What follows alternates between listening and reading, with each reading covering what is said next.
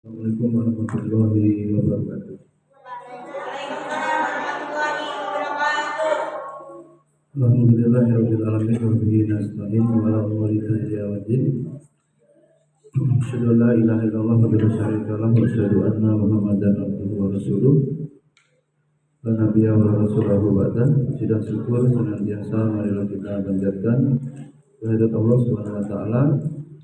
Segala curahan nikmat dan karunia-Nya, alhamdulillah pada kesempatan siang hari ini kita dimampukan oleh Allah kembali bermajelis ilmu untuk mempelajari akidah, melanjutkan apa yang kita bahas pada pekan yang lalu. Salawat dan salam terus tercurahkan kepada uswah hasanah kita Nabi Muhammad sallallahu alaihi wasallam, para keluarga beliau, para sahabat tabi'in, tabi'in dan kita semua umatnya yang istiqomah mengikuti jejak langkah beliau ila yaumil qiyamah. Kita pahami kemarin secara bahasa keyakinan, secara istilah rukun iman dan rukun Islam. Itulah yang kemudian disebut akidah. Apa tujuan berakidah? Tujuannya untuk mengikhlaskan niat. Sendiri tulis, tujuan dari kita mempelajari akidah, paham tentang akidah, diantaranya adalah untuk dapat mengikhlaskan niat bahwa seluruh ibadah yang kita lakukan, yang mana ibadah-ibadah itu hakikatnya tidak kita sukai, hawa nafsu kita tidak suka, tapi Allah perintahkan. Memang begitulah tabiatnya syariat itu. Hawa nafsu tidak suka, tetapi Allah perintahkan, ya, dengan berbagai macam bentuk variasi ibadah yang wajib dan yang sunnah. Secara umum semuanya sama, tidak ada yang disukai. Ada suka infak, eman-eman, apa pelit, sayang. Ada suka lapar, puasa, nggak ada. Pasti suka kebalikannya, kenyang, makan enak, ya. Termasuk memperturutkan syahwat, ya, itu seneng, ya, nyanyi-nyanyi, bisa dengan biduan, mungkin nyawer atau berselingkuh, berzina, naudzubillah, itu seneng, itu hawa nafsu. Tetapi itu dilarang. Ya, itulah ibadah, ya, meninggalkan tarkul masih meninggalkan maksiat karena Allah dan menjalankan perintah-perintah ibadah yang itu semuanya diniatkan hanya semata-mata karena Allah Subhanahu wa taala. Kita belajar akidah ini supaya apa? Ikhlas dalam beribadah. Kemudian juga orang yang belajar akidah itu akan berdampak atau membebaskan akal, atau tujuan akidah itu membebaskan akal dan pikiran dari kekeliruan yang timbul karena jiwa yang kosong dari akidah. Orang ini gak punya keyakinan, hari demi hari itu hampa, pagi siang sore gak jelas, gak punya makna. Hidup disebutkan makan, minum, bekerja, seperti kal-an'am, seperti apa, hewan ternak. Tapi orang yang memiliki akidah, dia semangat, optimis, yakin, bangun dia dari tidur optimis dalam keadaan yang diridhoi Allah, memulai kehidupan dengan berqiyamul lail, dengan sholat witir, dengan tilawah Al-Quran, kemudian sholat subuh berjamaah yang laki-laki, dan berzikir, kemudian beraktivitas, menyiapkan kebutuhan, sarapan, ya, beberes, piket, santri, kemudian sholat duha, kemudian menuntut ilmu. Nggak ada waktunya yang dia sia-siakan, semua waktunya bernilai full kebaikan amal soleh, full apa dihitung sebagai ibadah. Sehingga orang yang bertauhid ini tenang, orang yang bertauhid itu yakin, ya. Abi Rusdi yang menanam pohon singkong sebulan, 2 bulan, 3 bulan, 4 bulan, 5 bulan, 6 bulan, 7 bulan, 8 bulan panen, sudah besar, penuh optimisme akan panen, akan memperoleh apa, hasil. Seperti itu kita menanam amal soleh yang itu kita lakukan dengan ikhlas, bertauhid kepada Allah. Memang inti hidup ini pengabdian, maka wajar kita nanti akan memperoleh hasilnya. Beda dengan orang kafir, dia beraktivitas apapun tapi tidak bernilai apa-apa. Ya, aktivitasnya itu haba mansura, seperti debu yang berterbangan. Adapun kita orang beriman akan Allah balas seluruh perbuatan amal-amal soleh kita, rasa menahan ya kita, bersusah payah kita meninggalkan maksiat, itu akan Allah balas ya, akan Allah ganti dengan balasan surga dengan penuh kenikmatan. Yang ketiga, orang belajar akidah tujuannya tenang. Nah, obat tenang itu belajar akidah.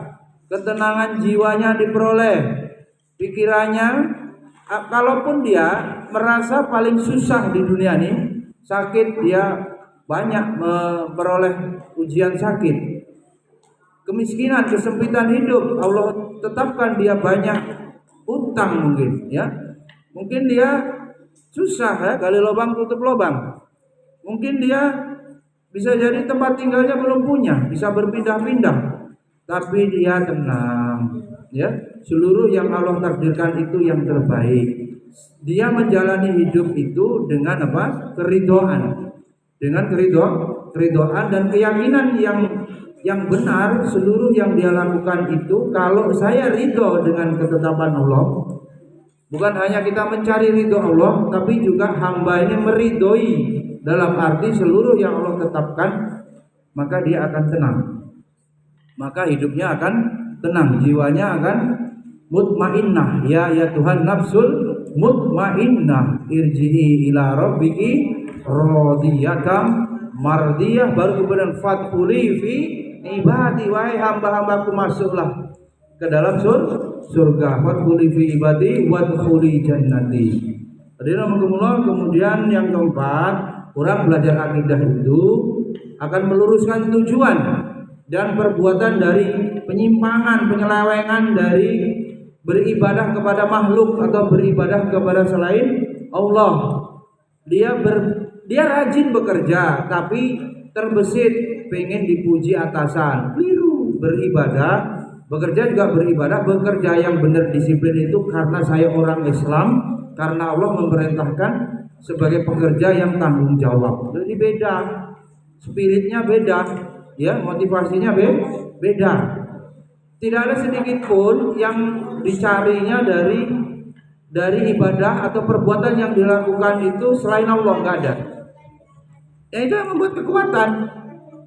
Mungkin tidak dihargai di tempat kerja, mungkin disakiti atasannya, mungkin dizolimi temannya, mungkin pekerjaannya berat, santrinya menyusahkan, membuat pusing gitu, ya, nakal.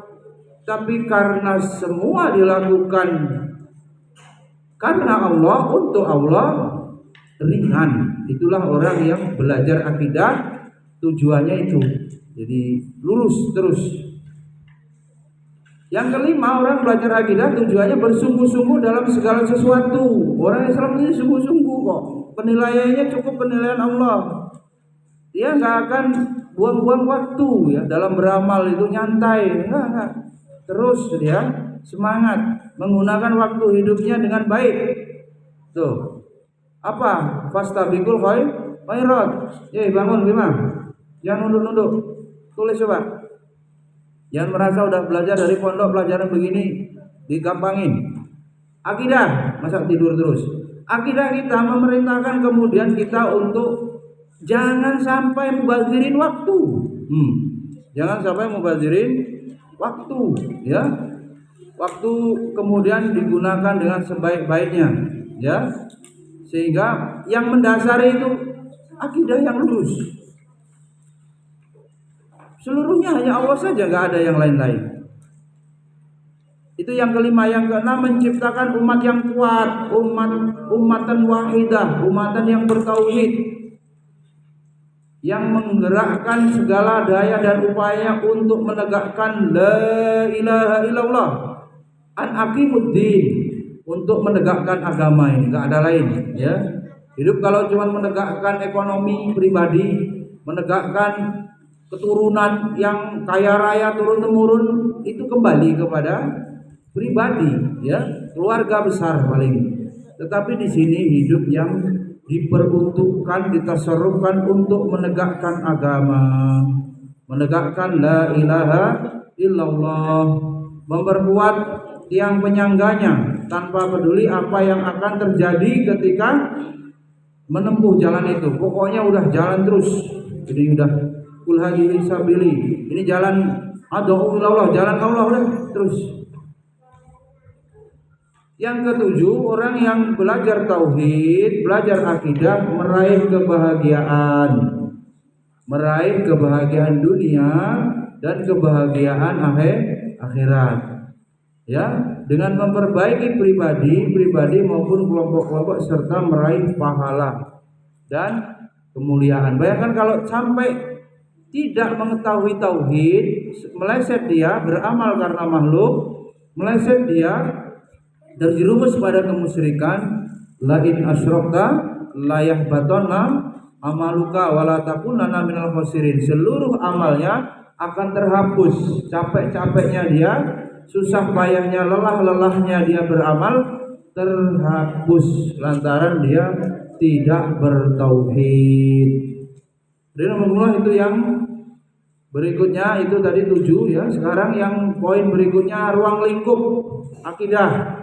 Ruang lingkup akidah. Ini juga mata pelajaran itu hari jam ini sekarang ini antara akidah PPKN ya. Bisa dikuatkan yang akidahnya ini. PKN banyak diberi tugas itu suruh baca. Ruang lingkup akidah secara umum, ruang lingkup akidah mencakup rukun iman yang 6. Pertama, beriman kepada Allah. Beriman kepada Allah dapat diwujudkan dengan hal berikut. Pertama, beriman kepada rububiyah Allah. Apa itu rububiyah? Ya, Din, rububiyah. Pertanyaan dilempar. Hadiah menanti. Rububiyah apa? Ya? Mengesahkan Allah Rob. Arti Rob? Tuhan. Pengatur. Ya Tuhan. Apalagi yang lengkap? Rob. Tarbiyah.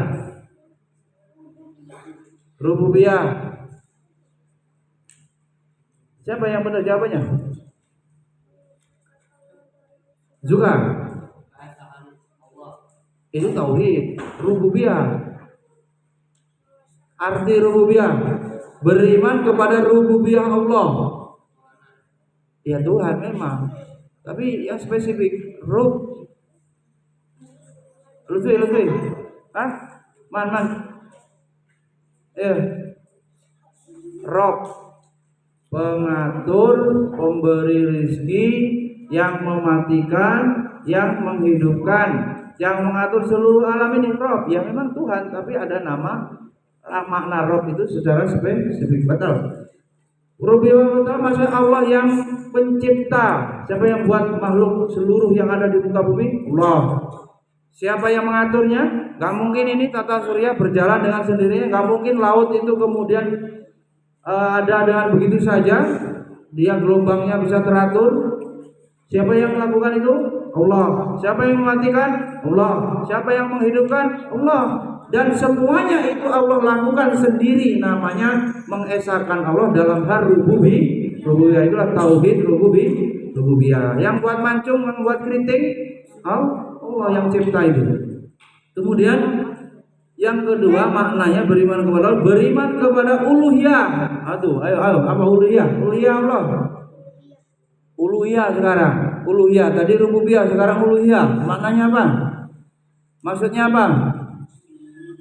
Ustaz lima. Rububiyah selesai, uluhiyah sekarang. Kuenya mah. Belum bawa sini. Ada? Apa Bim? Uluhiyah? Air putih tadi. Karena Allah yang cipta, karena Allah yang memberi rezeki, karena Allah yang mematikan, yang menghidupkan, maka yang pantas untuk disembah hanya Allah. Itulah uluhiyah, sama dengan ubudiyah. Enggak ada yang jawab, nanti buat pertanyaan lagi. Ya, sembahan yang pantas, yang hak, lama udah bihakin illallah itu cuma Allah semata. Selain Allah batil. Gitu ya. Makanya ada rukunnya isbat wa nahyu. Isbat penetapan, nafyu pengingkaran, sembahan lain semua selain Allah buang. Lalu isbat ditetapkan dalam hati kita hanya Allah saja. Kalau yang nyanyi hanya Dia gitu loh. Dianya kembali kepada Allah, hanya Ustaz Jepri gitu. Kalau Ustaz Jepri boleh hanya A B C karena Ustaz Jepri boleh punya istri 4. Kalau yang wanita hanya Ustaz Jepri. Berikutnya, beriman kepada nama-nama. Allah punya Asmaul Husna. Walillahil Asmaul Husna wad'uhu biha. Dan Allah punya nama-nama yang baik, berdoalah. Itu bisa untuk tawassul Nabi. Jadi pernah disampaikan gitu. Rizki pinter, ya alim, gak langsung berdoanya ya Allah ya Allah ya Allah terus, ya alim ya alim ya alim. Bertawassul dengan nama dan sifat Allah. Ustaz Bima misalnya pengen kuat, perkasa, pengen punya istri 4, ya kawi kan, biar nggak kayak orang kurimen gitu loh, pagi siang sore ngelenteru aja, yang gagah itu. Nah, yang kawi zikirnya, Abi Rusdi pengen ganteng Nabi Rusdi, ya Jamil nanti jangan begitu. Zikirnya yang 2000 3000 itu zikir itu. Apa saja Nabi silahkan. Yang punya utang gimana? Ya Rozak kita rezeki begitu. Dan itu semuanya hanya khusus bagi Allah. Laisa kamitslihi syai'un, enggak bisa disamakan dengan siapapun. Hanya Allah saja. Enggak bisa. Itu kekhususan bagi Allah tanpa tamsil, tanwib. Tidak boleh menanyakan, mempermisalkan Allah dengan siapapun. Kekhususan bagi Allah dengan 99 nama yang sudah ditetapkan sifat-sifatnya, asma wa sifat. Ini kita imani. Jadi kita mentauhidkan Allah, berakidah kepada Allah itu diantaranya 3 ya. Kalau di kitabnya Prof yang meninggal itu Yunar Ilyas, juga mungkin apa yang biasa taklim di halakoh itu ada satu lagi tauhid mulkiyah. Biasanya ditambahkan ini kan tadi pada tauhid rububiyah, kemudian tauhid uluhiyah, dan satu lagi asma wa sifat, tambah satu lagi biasanya ada menambahkan tauhid mulkiyah yang membagi hanya 3, memasukkan mulkiyah itu pada rububiyah karena Allah yang memiliki kerajaan. Yang memisahkan ya dipisah, Allah itu raja. Kaitannya kepemimpinan ya Allah yang memberikan apa? Kuasa, membagi jabatan dan seterusnya. Kekuasaan Allah kemudian meliputi segala sesuatu ya. Kerajaan Allah lillahi ma fis samawati wa ma fil ardi bumi. Dalam ini saat alim ini membaginya hanya 3 ya. Yang berikutnya itu ringkasan beriman kepada Allah, ringkasan beriman kepada para malaikat. Cepat nih. Kita harus meyakini bahwa mereka adalah hamba-hamba yang mulia. Malaikat itu hamba Allah yang mulia loh ya. Kenapa begitu? Malaikat ini manut. Tuh, tunduk, pasrah, manut kepada Allah tanpa bantah. Karena malaikat tidak punya nafsu. Dia dicipta dari cahaya wa yaf'aluna ma yu'maru. Dia selalu mengerjakan apa yang Allah perintahkan. Tidak sama dengan setan lawannya. Nah kalau manusia antara setan dan malaikat. Manusia itu gabungan sifat malaikat dan sifat setan. Yang banyak sifat setannya ya setanan. Di ruqyah juga nggak bisa karena udah setan. Cuma kemudian di antara mereka adalah Jibril alaihissalam yang ditugaskan menurunkan wahyu dari sisi Allah kepada nabi-nabi dan rasul-rasul yang dikehendakinya. Mikail yang ditugaskan untuk mengurus hujan dan tumbuhan. Israfil apa Israel? Israfil dulu. Israel diperselisihkan. Satu lah bilang banyak kali. Mentang-mentang gendut kasih banyak. Bilang ntar lagi gendut. Israfil apa Israel? Meniup sangkakala di hari terjadinya kiamat. Di sini kemudian yang kita bahas kemarin Habib Rusdi, Ustaz Alim juga tidak sebutkan Israel karena diperselisihkan. Di sini disebut beliau malakul maut. Malakul maut. Itu Habib sudah nyari belum? Yang Israel itu di kitab apa? Di ayat surat berapa? Hadisnya riwayat siapa? Yang di sini kebenaran yang sering dicantumkan adalah malaikat maut. Malaikat maut. Kalau saya baca ternyata yang Israel itu berasal dari penamaan kisah Israiliyat. Yang tukang tafsir itu mbok di dalemi juga supaya clear. Kemudian iman kepada malaikat dapat diwujudkan dalam hal berikut. Caranya nih, mengimani keberadaan malaikat. Ya, Irfan. Zaid. Apa? Malaikat ada di mana?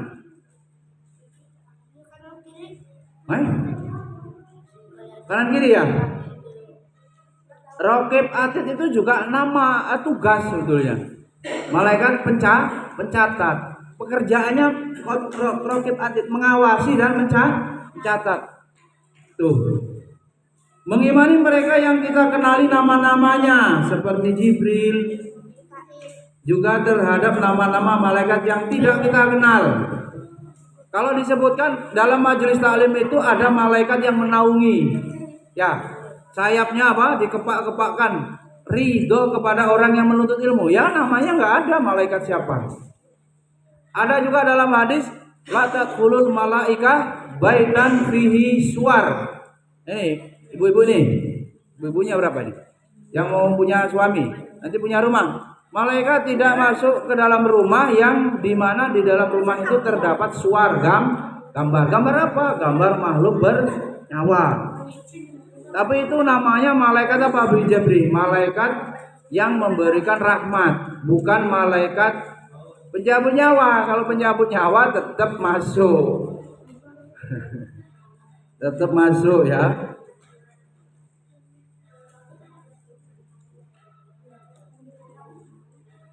Mengimani sifat-sifat mereka yang kita kenal tadi. Ini sebagaimana yang pernah dilihat Nabi SAW, malaikat itu mempunyai 600 sayap. Ya Allah, 600 sayap yang menutup ufuk. Kayak mana gedenya itu? Udah imani aja lah, sanggup. 600 sayap. Mengimani tugas-tugas yang diperintahkan Allah kepada mereka. Mengimani tugas-tugas yang diperintahkan Allah kepada para malaikat. Ya, kita mengimani ya percaya ditugaskan itu. Seperti bacaan tasbih. Mengimani tugas-tugas perintah Allah kepada mereka yang sudah diketahui seperti bacaan tasbih dan menyembah Allah Subhanahu wa taala siang malam tanpa merasa lelah. Malaikat kerjaannya bertasbih, memuji Allah, beribadah kepada Allah sesuai dengan cara yang ditetapkan Allah. Tugasnya itu. Lah buahnya apa? Para santri perhatikan, buah iman kepada malaikat itu mengetahui keagungan Allah, mengetahui kekuatan Allah. Ya, malaikat yang kuat Allah punya kekuatan seperti itu, apalagi Allahnya kan begitu. Dan kekuasaan Allah, kebesaran makhluk pada hakikatnya adalah dari keagungan Sang Pencipta. Kalau kita ingin mengenal Allah, lihatlah betapa hebatnya ciptaan-ciptaannya, kan begitu. Berarti Allah lebih daripada itu pasti. Ya, ciptaannya aja luar biasa. Yang berikutnya buah iman kepada malaikat itu syukur. Bersyukur kepada Allah Subhanahu wa taala atas perhatiannya. Loh, Allah perhatian kepada kita. Sehingga manusia, ya Allah memberi perhatian kepada manusia sehingga menugasi malaikat untuk memelihara. Malaikat itu memelihara manusia, mencatat amal-amal dan berbagai kemaslahatan yang lain. Umpama kalau orang tidak dicatat malaikat, yang tukang Ini repot ya, yang tukang pengen pamer itu, waduh amalnya belum kecatat, rugi dong. Harus selfie dulu, foto dulu, nanti nggak ada bukti, ya repot. Kalau amal harus nunggu rame-rame, pas sendirian ngapain? Nggak ada yang lihat, nah kan begitu. Kita nggak perlu, cukup ya kita yakin Allah punya malaikat yang kemudian tugasnya mencatat, udah. Gak ada urusan dengan makhluk.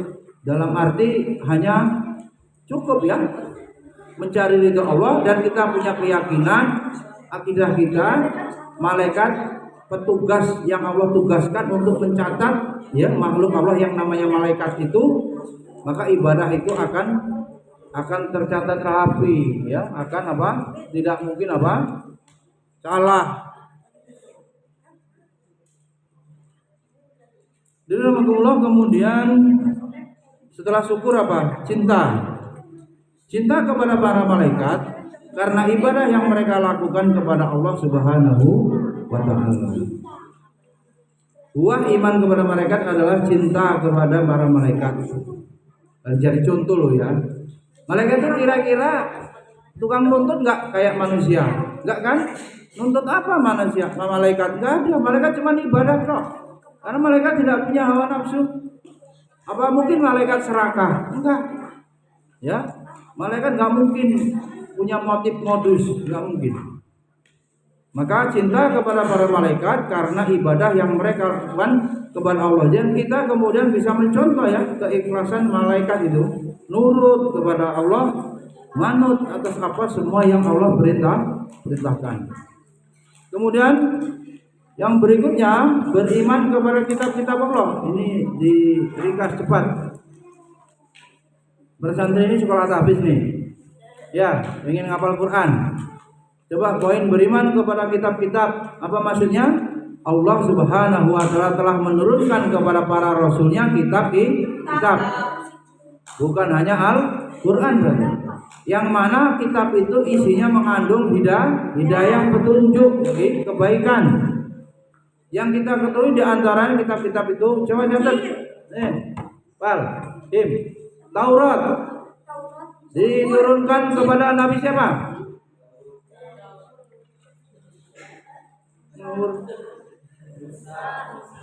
Ini Taurat diturunkan kepada Nabi Musa alaihi salam. Ya, ia merupakan kitab Bani Israil. Yang paling agung itu kitab Taurat.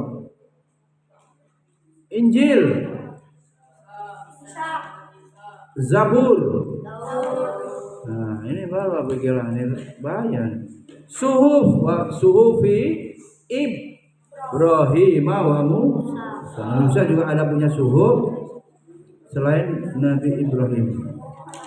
Berikutnya kitab suci Al-Quran yang agung diturunkan Allah kepada nabinya Nabi Muhammad sallallahu alaihi wasallam, khataman nabiyyin sayyidil mursalin, penutup para nabi. Jadi titik ya, tidak ada lagi nabi. Kalau ada orang ngaku nabi berarti nabi palsu ya. Enggak ada, jangan pernah antum percaya ada nabi palsu. Biasanya modusnya menerima wahyu. Al-Quran sebagai penutup, nggak ada lagi, titik. Ini kalau belajar akidah yang benar, nggak liberal, nggak ada nabi lagi, titik. Dengannya Allah telah menghapus. Jadi begini, kitab-kitab Taurat, Injil, Zabur, Suhuf sudah tidak berlaku setelah datangnya kitab suci Al-Quran. Allah telah menghapus syariat agama terdahulu. Dan Allah telah menjamin untuk memelihara dan menjaganya sehingga Al-Quran ini tidak bisa dipalsukan. Inna nahnu nazzalna dzikra wa inna lahu lahafizun. Kami yang turunkan Al-Quran dan kami pula yang akan menjaganya. Kalau hadis bisa dipalsukan, kalau Al-Quran tidak bisa, sebagai sekaligus bukti mukjizat daripada Al-Quran. Dan bisa dihafal ya, hadis lebih sulit ya daripada Al-Quran. Kemudian iman kepada kitab-kitab ini mengandung 4 unsur. Perhatikan, santri. Iman kepada kitab Allah mengandung 4 unsur. Pertama, mengimani bahwa benar-benar diturunkan dari Allah Subhanahu wa taala. B. Al-Qur'an itu pikiranmu dari mana? Allah berfirman, ngomong lewat malaikat Jibril alaihissalam, disampaikan kepada Nabi Muhammad. Pada akhirnya ditulis oleh sahabat. Sahabat siapa yang menulis kitab ini? Para khalifah siapa? Sahabat Zaid bin Sabit. Pada zaman masa Khalifah Utsman bin Affan dikodifikasi, ditulis Al-Quran itu akhirnya bisa kita baca. Di zaman siapa itu Abi Rusdi penulisan sakal harokat. Siapa yang menulisnya? Abul Aswad Ad-Duali, ulama yang kemudian dulunya Al-Quran tidak berharokat ya. Kemudian pada masa Abul Aswad Ad-Duali ditulis. Nah itu nanti bisa dilihat di sejarah imla ya dan kodifikasi Al-Quran. Kemudian berikutnya, mengimani kitab-kitab yang sudah kita kenali namanya seperti Al-Quran yang diturunkan kepada Nabi Muhammad SAW, Taurat yang diturunkan kepada Nabi Musa kita imani. Injil yang diturunkan kepada Nabi Isa kita imani. Zabur yang diturunkan kepada Nabi Daud alaihissalam kita imani. Adapun kitab-kitab yang tidak kita ketahui namanya, seperti orang Syiah ya, yang mengklaim dia memiliki Quran yang belum turun, dinamakan Mushaf Fatimah. Silahkan dipelajari itu akidah Syiah ya, tidak ada ya, kita harus tidak terima. Cuman itu saja tadi, cuman 5 tadi ya, Taurat, Injil, Zabur, Suhuf, Al-Quran yang kita imani, selainnya enggak. Titik. Nah itulah akidah, ada qot'i, ketetapan pasti, tidak boleh berbeda dalam masalah akidah. Bukan masalah fikih. Kalau fikih mungkin bisa beda pendapat. Kalau ini masalah akidah harus sama. Berikutnya, membenarkan seluruh beritanya yang benar. Berita yang benar dibenarkan. Seperti berita yang ada di dalam Al-Quran. Quran itu kisah ya. Berisi berapa porsi presentasinya kisah di dalam Al-Quran? Dari 30 juz itu. Kalau di per 3, 2/3 berisi qasas, kisah, cerita. Maka kemarin kita belum selesai itu. Untuk dapat menanamkan akal, mempengaruhi akal anak-anak kita akan lebih mudah apabila dengan kisah, dengan bercerita. Quran sendiri ternyata 2/3-nya adalah kisah-kisah. Oleh karena itu berita Al-Quran, kisah-kisah yang ada di situ mungkin kita tidak mampu menjangkau akal kita, apa iya ini betul-betul dulu terjadi. Ternyata kita wajib paham nggak paham, mampu nggak mampu memahami, wajib mengimani seluruh kisah-kisah yang ada di dalam Al-Quran. Pokoknya paham nggak paham, imani. Yang berikutnya, mengerjakan seluruh berita. Syariat yang belum dihapus. Isi dari kitab-kitab umat terdahulu kalau menjadi bagian dari syariat Islam yang tidak dinasah, kita harus ya mengerjakan juga yang menjadi syariat ajaran Nabi Muhammad. Kita ini paham nggak paham disuruh mengimani, tahu atau tidak hikmahnya imani. Maka seluruh kitab terdahulu telah dinasah oleh Al-Quran seperti firman-Nya, dan kami telah turunkan kepada Al-Quran dengan membawa kebenaran, membenarkan apa yang sebelumnya dari kitab-kitab terdahulu. Surat Al-Maidah ayat 48. Santri tulis. Surat Al-Maidah 48. Itu dalilnya yang menerangkan bahwa isi kitab-kitab terdahulu itu harus atau sudah dihapus, ya, sudah dinasah. Wa anzalna ilaikal kitaba bil haqqi musaddiqan lima baina yadayhi minal kitabi wa muhaiminan alaihi fahkum bainahum bima anzalallahu wa la tattabi ahwa'ahum amma ja'aka minal haqqi likulli ja'alna minkum syir'atan wa minhaja walau syaa Allahu la ja'alakum ummatan wahidatan walakin liyabluwakum fi ma atakum fastabiqul khairat ila Allahi marji'ukum jami'an fa yunabbi'ukum bima kuntum fihi takhtalifun. Dan kami telah turunkan kepada Al-Quran dengan membawa kebenaran, membenarkan apa yang sebelumnya, yaitu kitab-kitab yang terdahulu yang sebelumnya, dan sebagai batu ujian terhadap kitab-kitab yang lain itu.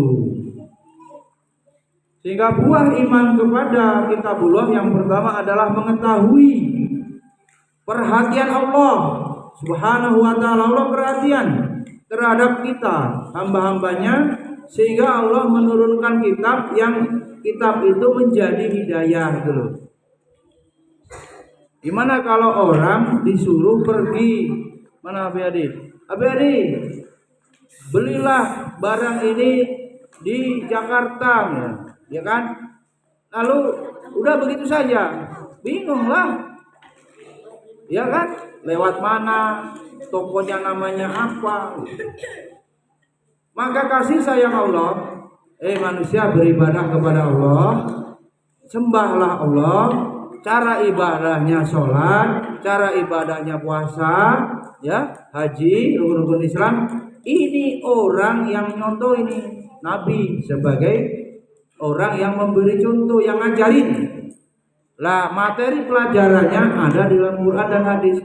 Itu bentuk daripada apa? Kasih sayang Allah. Jadi Allah enggak hanya begitu saja menuntut untuk diibadahi, tapi juga Allah perhatian, ya. Allah perhatian menurunkan Al-Quran sebagai petunjuk hudal linnas. Yang kedua hikmahnya, buah dari iman kepada kitab Allah, mengetahui hikmah Allah dalam syariat, syarak dan hukumnya, sehingga menetapkan hukum yang sesuai dengan tingkah laku setiap umat. Mesti cocok, syariat ini mesti cocok untuk manusia, untuk tiap-tiap umat. Di antara kamu, kata Allah, kami berikan aturan dan jalan yang terang. Surat Al-Maidah ayat 8 tadi.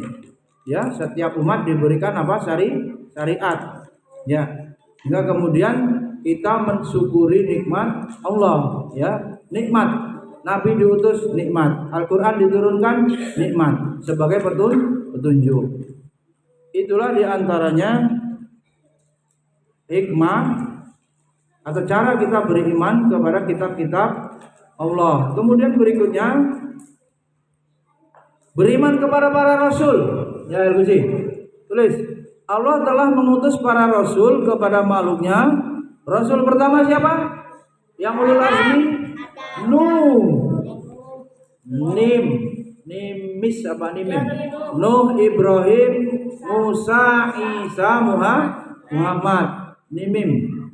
Nuh, Ibrahim, Musa, Isa, Muhammad.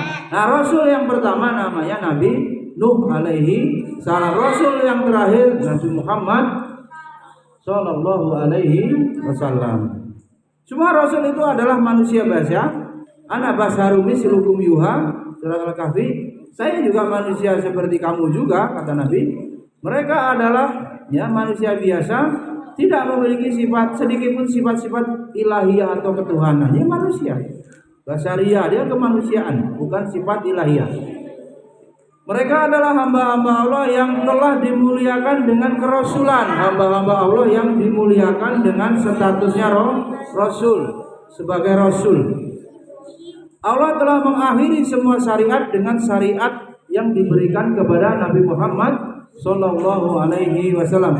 Al-yauma akmaltu lakum dinakum wa atmamtu alaikum nikmati wa raditu lakumul Islam Madinah. Surat Al-Maidah ayat 3 sebagai penutup surat yang terakhir kali itu turun.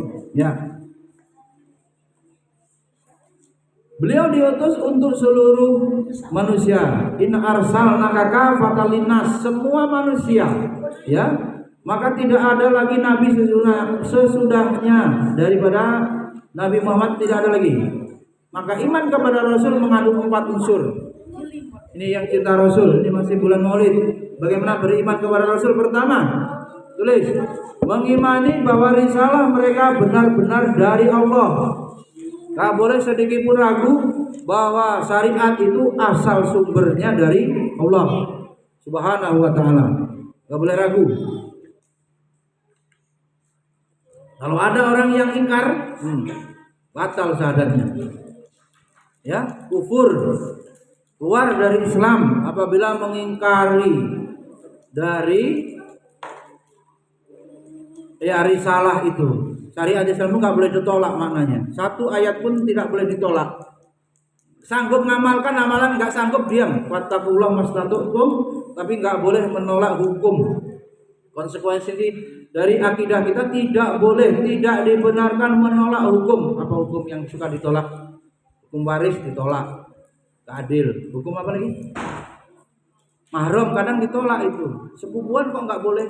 Sepupuan kok boleh nikah? Ya nggak boleh. Ya, karena bukan mahram, suka ini diprotes, warisan diprotes. Apalagi semua syariat, jilbab diprotes. Semua yang diprotes itu menandakan orang itu ya menolak syariat dan dihukumi kufur. Gak main-main ya. Satu saja dari ayat Allah yang berisikan hukum ditolak, kufur ya dari Islam. Faman lam yahkum bima anzalallah fa ulaika humul kafirun. Bisa ngerti? Siapa yang tidak berhukum dengan hukum yang Allah turunkan, menolak maknanya dia, sadar dia, maka dia bisa dihukumi kufur. Termasuk yang menghalalkan ya, menghalalkan LGBT halal katanya. Kan nggak ada yang kecewa, apa namanya? Suka sama suka, nggak ada yang dipaksa. Kemudian berikutnya, mengimani para rasul yang sudah kita kenali nama-namanya itu, ya. Muhammad, Ibrahim, Musa, Isa, dan Nuh itu rasul. Kalau 25-nya itu gimana itu? Ya Sultan, 25 nabi. Adam, Idris, Nuh, Hud, Shalih, Ibrahim, terus ya Yusuf,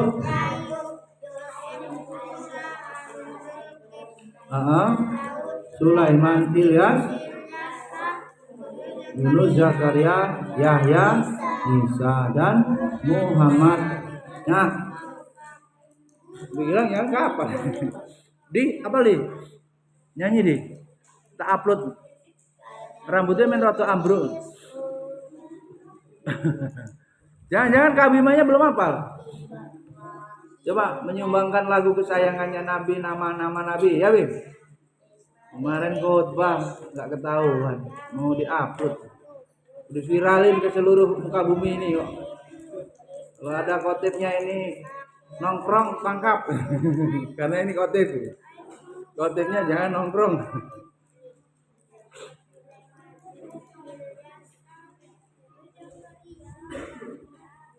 Membenarkan berita-berita mereka yang benar.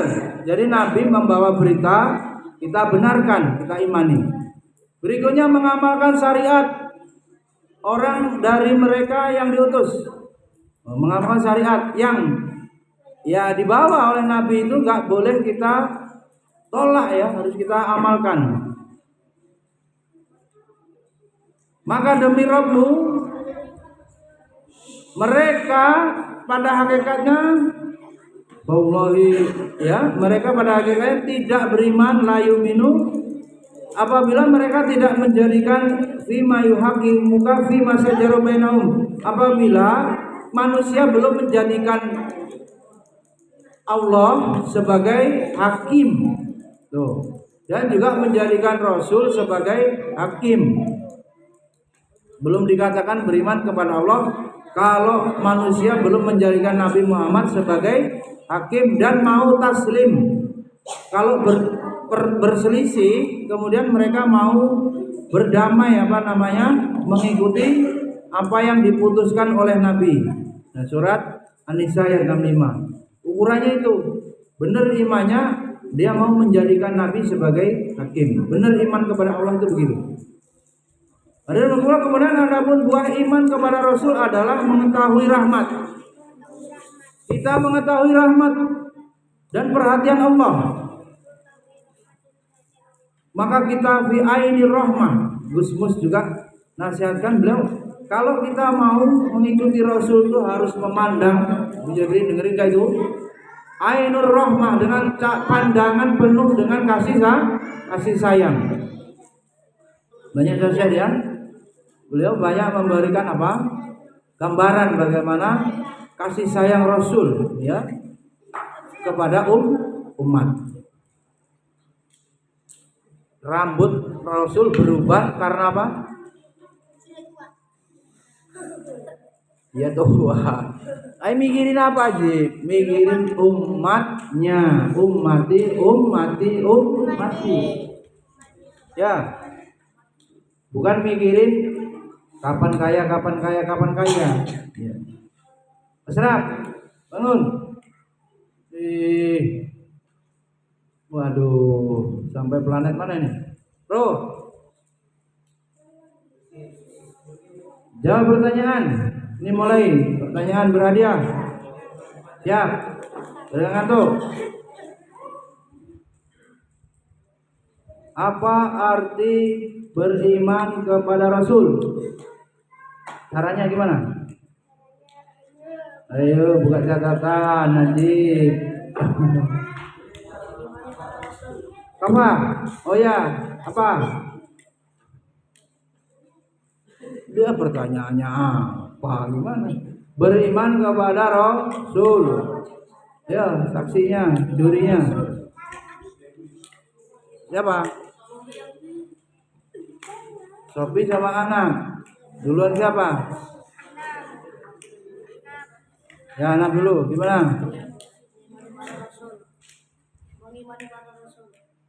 Ya gimana? Itu pertanyaannya. Cara beriman kepada Rasul itu gimana? Membenarkan berita dari Rasul. Apa contohnya?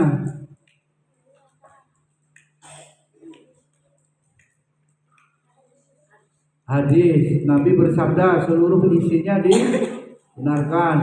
Terus apa lagi? Itu yang masyhur, apal nggak itu? Yang masyhur.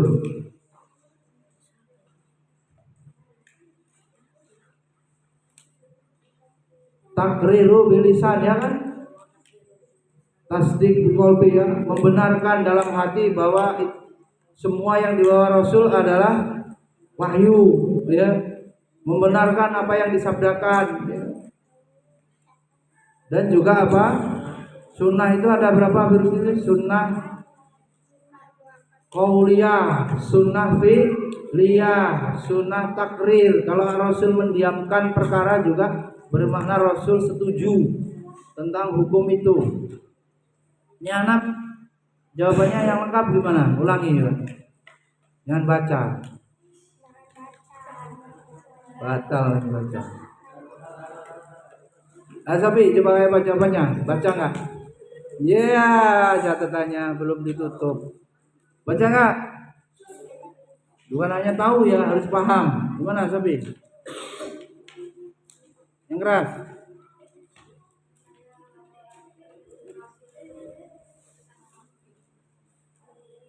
Iya.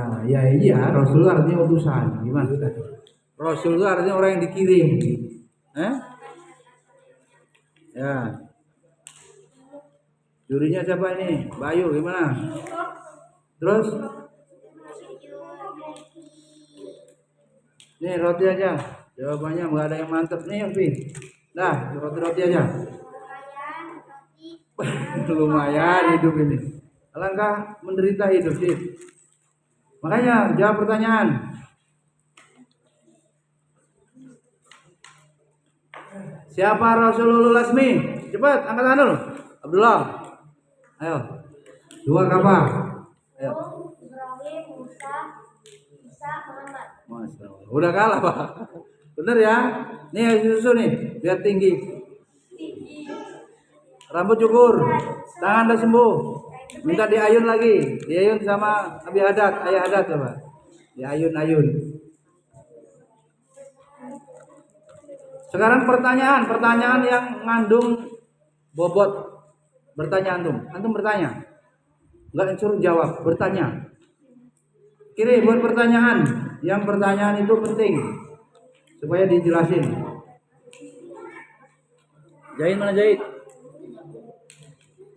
Im, buat pertanyaan Im. Bertanya loh Im tentang pelajaran sekarang ini akidah. Oh ya, Lutfi. Wah, pertanyaanmu bikin percuma ini pelajaran ini dari tadi.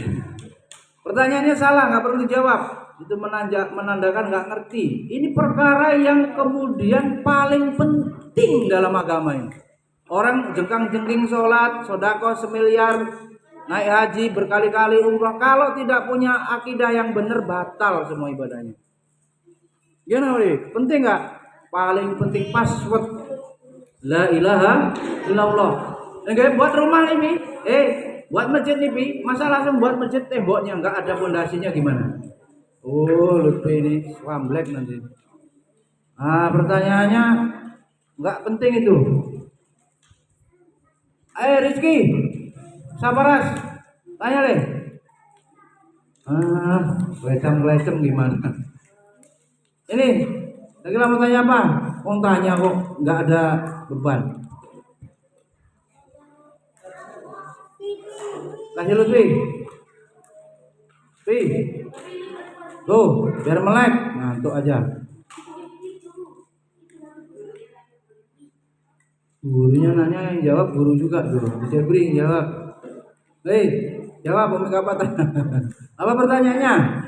Gurunya hadiahnya apa ini?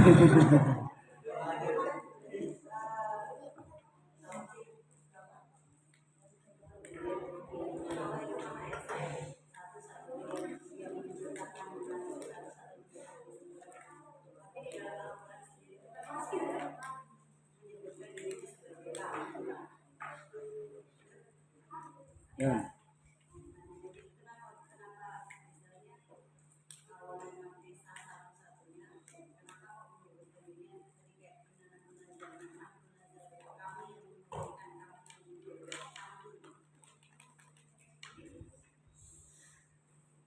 Ya, Jepri jawab tuh, orang tafsir.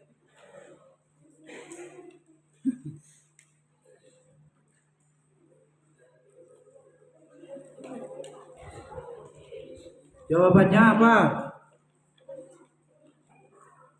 Innal hamdalillah nahmaduhu wa nasta'inuhu. Kami juga ya. Segala puji bagi Allah, kami memujinya, ya kan? Kami menyembahnya dan kami berlindung dari kejahatan jiwa-jiwa kami.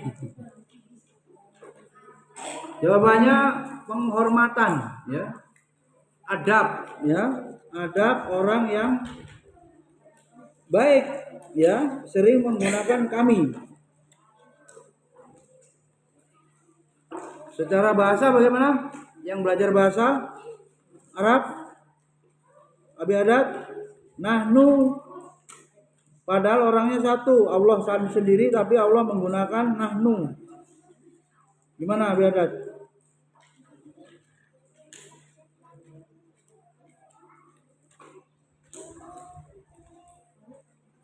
Yuk, dijawab. Jawaban panjangnya yang dari NU online saya share.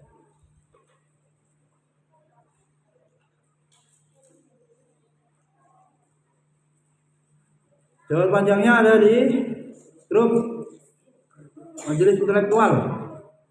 Untuk kata ganti pertama tunggal seperti huwa atau anta untuk mewakili zatnya. Hal ini tentu sudah maklum karena semua kata ganti itu merujuk pada ketunggalan atau keesaan. Sementara kata ganti orang pertama jamak seperti nahnu merujuk pada dua atau lebih entitas sehingga tidak bisa mewakili zatnya yang esa. Penjelasan ini tentu merujuk pada kaidah umum bahasa Arab.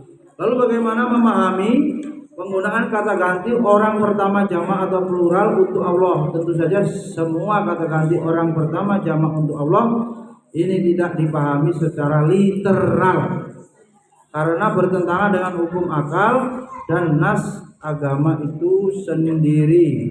Contoh penggunaan kata jamak kita dapat menemukannya ada antara lain pada ayat yang berikut ini. Inna nahnu nazzalna dzikra wa inna lahu lahafidun. Kami menurunkan Al-Qur'an, kami juga menjaganya. Dan juga ayat lain nahnu narzuqukum, kami yang memberi rezeki. Ulama menjelaskan penggunaan kata ganti jamak orang pertama untuk Allah sebagai bentuk pengagungan. Dah. Baca lagi lanjutnya. Penghormatan, pengagungan.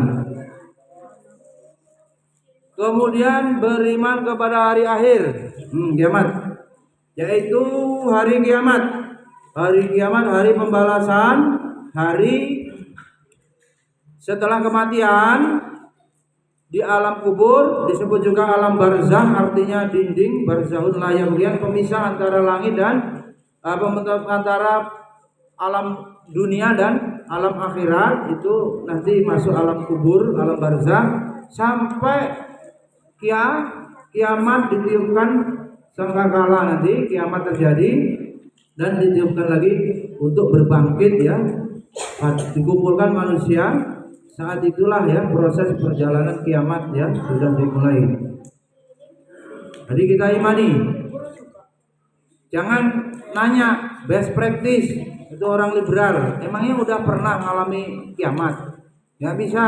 Mengalami mati aja belum kok. Mati dengan kiamat pun jauh sekali jaraknya. Orang yang mati-mati dari dulu-dulu juga belum kumpul, masih dikubur kan. Bagaimana kalau matinya ini Habib Rusdi? Di laut, di kebakaran, nggak ketemu lagi, jasadnya kemana tuh?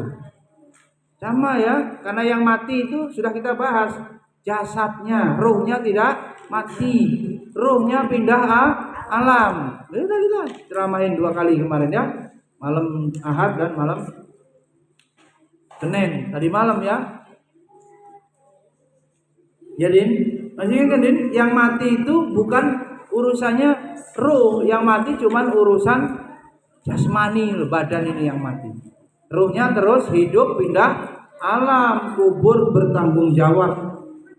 Yang itu kemudian menjadi kitab yang kita kaji itu Ushulus Salasah. Di sana akan ditanya man rabbuka, man nabiyuka, ma dinuka. Itu pertanyaan yang harus dijawab di kubur. Kemudian beriman kepada hari akhir meliputi beriman kepada semua. Percaya nggak nanti ada hari kiamat? Wajib ya, wajib mengimani. Ya nafal, perbuatan di dunia ini apa saja yang kau lakukan nanti diperhitungkan di akhirat. Kau percaya tidak? Ya, Zaid. Berbuat zalim apapun akan dituntut di akhirat. Percaya nggak? Nah, itu baru orang beriman. Maka nggak usah berbuat zalim. Jadi seluruh perjalanan hidup ini nanti akan dimintai pertanggungjawaban di negeri akhirat. Nah, beriman kepada hari akhir ya. Di antaranya kematian, ujian kubur, ya, siksa dan azab atau nikmat kubur, azab dan nikmat kubur. Di kubur itu ada nikmat, di kubur itu ada azab. Pernah diceritain belum itu? Orang mati cabut nyawa, ruhnya dicabut ke atas, melototlah itu. Kalau orang beriman seperti gigit semut, santai aja, celekit gitu kira-kira. Kalau orang jahat, malaikatnya pun datang dengan rupa yang mengerikan, mencabut dengan keras, kasar, sampai orangnya guling-guling, melotot. Kalau yang pernah lihat orang meninggal, melotot. Lihat siapa? Orang rukyah melotot matanya gini. Rupanya mati kita. Sampai akhirnya berbusa itu mulutnya, mengeluarkan sisa-sisa napasnya itu, ngorok ya. Akhirnya habis itu nyawanya, pindah ruhnya.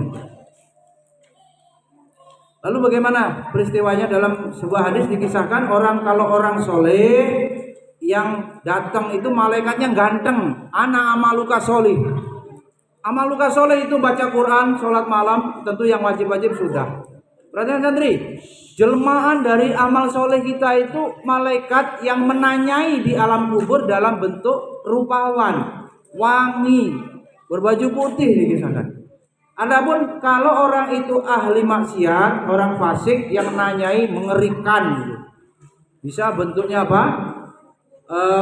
Fisiknya menyeramkan, kemudian bau kasar, malaikatnya itu yang datang sudah begitu, dan ditanya itu man robuka, bisa jawab lagi man robuka, nanyanya nggak main-main gitu, man robuka gitu. Kalau orang soleh jawabnya bukan diapalin pelajaran ini, pelajaran jawabannya iman dan amal soleh, bukan sekarang diapalah nanti dijawab. Kalau maksiat nggak bisa jawab nih. Kalau maksiat terus nggak bisa jawab. Babi bu kira-kira gagak hantam dengan palu bodem, hancur ya. Apa selesai? Enggak, hancur remuk, utuh lagi, ditanya lagi. Itu gambaran pertanyaan di kubur itu. Ditanya apa lagi? Nabi bukan siapa Nabi bu? Kalau nggak pernah beriman, nggak pernah belajar akidah, nggak bisa jawab. Pasti nggak bisa jawab. Ilmu dan amal jawabannya. Ilmu tentang akidah, amal-amal soleh sesuai perintah diamal. Nggak bisa jawab lagi, Liki, bodem lagi, hancur lagi, remuk lagi, utuh lagi. Setelah utuh ditanya, dinuka apa agama? 3 itu nanti kita lanjutkan dalam pembahasan usul salah 3 landasan utama. Kita sudah sampai juga kepikiran Nabi Rusdi, makomnya bukan hanya ma'rifatullah, mahabbatullah. Nabi Rusdi itu ma'rifatullah aja belum selesai, mau mahabbatullah kan? Kalau sudah mahabbatullah seluruhnya nggak ada masalah. Musibah dan nikmat sama saja. Musibah adalah penggugur dosa, meninggi derajat. Nikmat juga tinggal disyukuri. Kalau tidak digunakan ketaatan kepada Allah bisa menjadi azab. Rangkaiannya ya. Kemudian mengimani hari kebangkitan. Yakin nanti manusia akan dibangkitkan gitu santri ya. Itu isinya. Mengimani hisab, nanti akan dihitung hasibu anfusakum. Yakin. Mengimani surga dan neraka. Nah nanti kalau sudah lewat jembatan Shiratal Mustaqim, ditimbang amalnya, akan diputuskan apakah dia masuk ke dalam surga atau masuk ke dalam neraka. Itu iman kepada hari akhir. Hikmahnya apa buahnya? Dari iman kepada hari akhir mencintai ketaatan dengan mengharap balasan pahala dan pada hari itu. Mungkin Nabi Gilang sudah punya rencana, nanti sore apa besok pagi meninggal. Berdoa, ya Allah wafatkanlah aku wa tawaffani muslimin. Semalam kan udah belajar, pengen meninggal dalam keadaan Islam. Udah belum? Kan sudah salah. Mati itu musibah, nggak ingat mati lebih musibah. Musibah lebih besar. Lalu Nabi Gilang, lalu nggak boleh ingat calon istri, wah kan? Masa suruh ingat mati? Abi Jabir aja pulang ngincer siapa gitu kan? Ban bocor. Pokoknya kalau Abi Jabir jengkelin saya itu ada aja. Bocor banyak, lamaran ditolak, skripsi batal. Hati-hati ya. Ada travel yang mau jemput ibu saya, bohongin saya, setengah mati saya nyiapin bekal ibu saya, nggak jadi. Kamu main-main sama saya baik-baik hati, nanya baik-baik, kamu mau jemput kapan? Kok kamu main-mainin saya? Nggak selamat kamu itu. Hati-hati kamu, besok nggak lama mobilnya dijual, bangkrut travelnya. Hati-hati. Bukan kita ini jahat, kita ini baik-baik, Mas bisa jemput kapan? Sampai akhirnya harus beli itu, gara-gara travel itu kayak gitu, ngerjain orang tua gitu. Berani ngerjain orang tua, kita baik-baik nurutin dia, bangkrut sekarang nggak kerja lagi, mobilnya jual untuk bayar utang. Karena itu tetangga dari ayah saya, jadi terdengar tuh nggak lagi kerja itu. Jadi ya, kalau kita jolimin orang, nggak ada hijab, orang terzolimi tidak ada hijab, Allah langsung ya dengan caranya menolong. Orangnya bisa memaafin, tapi Robnya belum tentu. Maka kita jangan zalimin orang. Ya. Beriman kepada takdir. Yang keenam, artinya beriman bahwasanya Allah telah menakdirkan semua yang ada. Juga bangun. Beriman kepada takdir. Yang keenam, bahwasanya Allah telah menakdirkan semua yang ada dan menciptakan seluruh makhluk. Allah menciptakan seluruh makhluk sesuai dengan ilmunya. Gak ada Rabbana ma khalaqta hadza batilan. Gak ada Allah menciptakan orang apa ini? Orang ABK, orang idiot. Apa gunanya? Ada. Bahkan Allah ciptakan setan untuk apa? Ada lah gunanya. Kenapa ada Allah ciptakan kejahatan di muka bumi ini? Ada. Dengan begitu kita bisa berdakwah. Allah ciptakan nyamuk pun Allah memberi rezeki para pengusaha pabrik nyamuk. Semuanya ada hikmahnya. Semuanya mengandung apa? Kemaslahatan. Apa dikira kalau orang semuanya kaya kehidupan ini bisa berjalan? Tidak bisa. Harus ada yang miskin. Kalau ada pakar ekonomi mau menghilangkan orang miskin di muka bumi, gak mungkin. Sudah sunatullah. Cuman harapannya yang miskin jangan kita gitu. Yang miskin bisa jadi orang lain gitu. Apa sebabnya miskin? Karena malas. Akibat kemarin malas. Kemarin rajin, mungkin hari ini sudah kuliah di pasca bareng Abi Robi, ya kan? Bisa nebeng, ya kan? Bujang-bujang penuntut ilmu kan? Karena agak-agak santai, ya kan? Semester 9 pun seminar belum terjadi. Ya.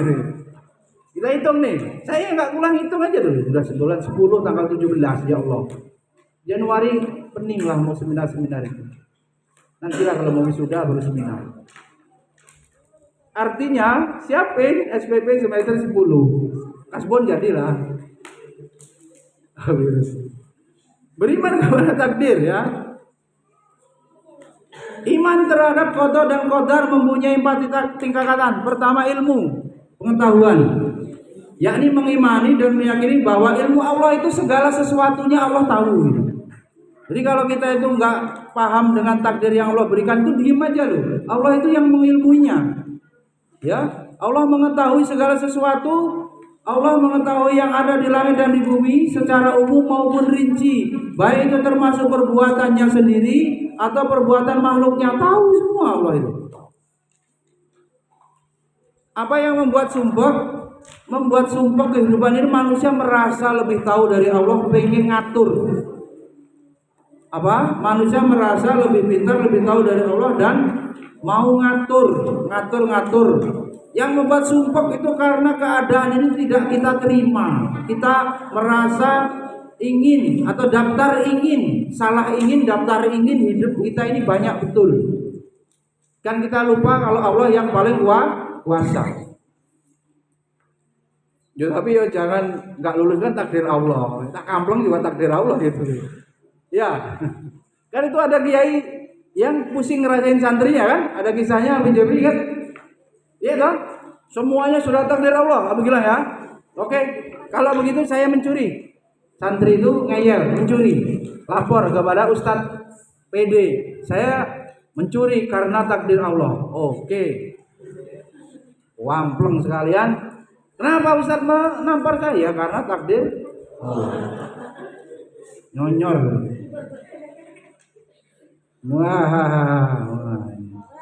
Rizki nih habis libur semangat. Gak pakai seragam. Ada aja urusannya. Alkitabah Allah telah tulis, yaitu mengimani Allah telah menulis ketetapan segala sesuatu dalam Lauhul Mahfuz. Fi Lauhil Mahfuz. Di kitab yang rapi ya, yang memang seadil-adilnya Allah, yang ada di sisi Allah. Kedua tingkatan ini sama-sama dijelaskan oleh Allah dalam firman-Nya. Apakah kamu tidak mengetahui bahwa sesungguhnya Allah mengetahui apa saja yang ada di langit, apa saja yang ada di bumi? Bahwasanya yang demikian itu terdapat dalam sebuah kitab Lauhul Mahfuz. Sesungguhnya yang demikian itu amat mudah bagi Allah. Tinta telah mengering, daun telah jatuh. Artinya apa?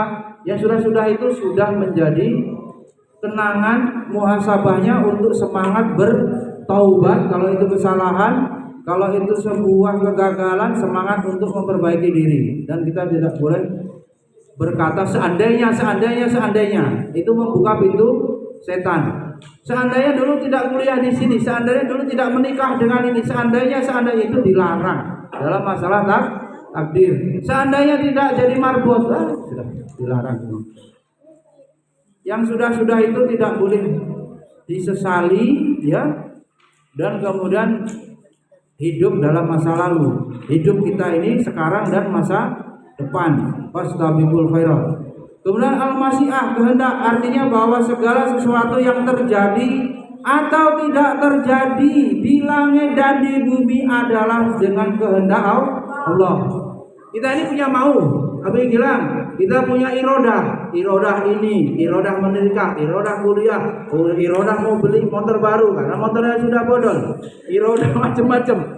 Iya kalau cocok, sisakan sedikit. Iya kalau Allah juga berkehendak. Karena kehendak Allah itulah yang pasti terjadi. Kalau kehendak Allah tidak menakdirkan, kitanya wajib mengimani, tinggal dibuka-buka lagi pelajaran akidahnya, hikmahnya apa, mengapa Allah tidak mengabulkan doa saya, mengapa Allah tidak mengabulkan permintaan saya, dan seterusnya.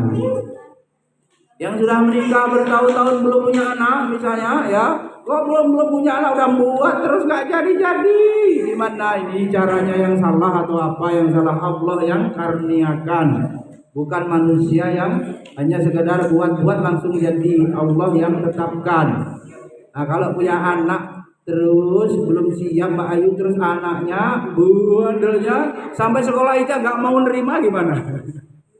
Kan mumet, mending tak masukin lagi ke dalam perut. Pernah ibu-ibu itu bilang begitu, kalau tahu begini kan tak lahirkan kau. Kan mending pengantin baru terus belum dikaruniai anak. Sekaligus membuktikan bahwa Allah Subhanahu wa taala yang maha berkehendak, manusia itu ya ada dalam kuasanya. Allah mau kasih anak atau tidak itu karunia. Kemudian Al-Khaliq, penciptaan. Allah Subhanahu wa taala kita imani bahwa Allah itu yang cipta segala sesuatu loh. Apa yang ada di langit dan bumi ini semuanya Allah ciptakan, yang menjadikan mati, termasuk yang buat mati, termasuk yang buat umur panjang. Ada orang pengen mati, ada orang pengen umur panjang. Sampai 100 tahun mau? Mana? Jadi mau 1000 tahun. Ayo, kumisnya nanti sampai ke perut.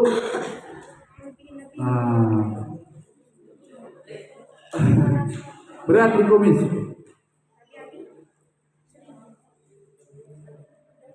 Kemudian hikmahnya apa? Melatih diri untuk banyak bersyukur dan bersabar, sabar syukur ya. Isbiru warabitu wasobiru ya, bersabar pokoknya dengan kesabaran yang baik, fasabrun jamilun, sabar yang terbaik ya. Dengan itu Allah memberikan kunci surga melalui pintu sabar. Dan apa saja nikmat yang ada pada kamu, maka faminallah, datangnya dari Allah. Dan apabila kamu ditimpa kemudaratan, maka hanya kepadanya lah kamu meminta pertolongan. Subhanakallahumma wa bihamdika asyhadu an la ilaha illa anta astaghfiruka wa atubu ilaik. Assalamualaikum warahmatullahi wabarakatuh.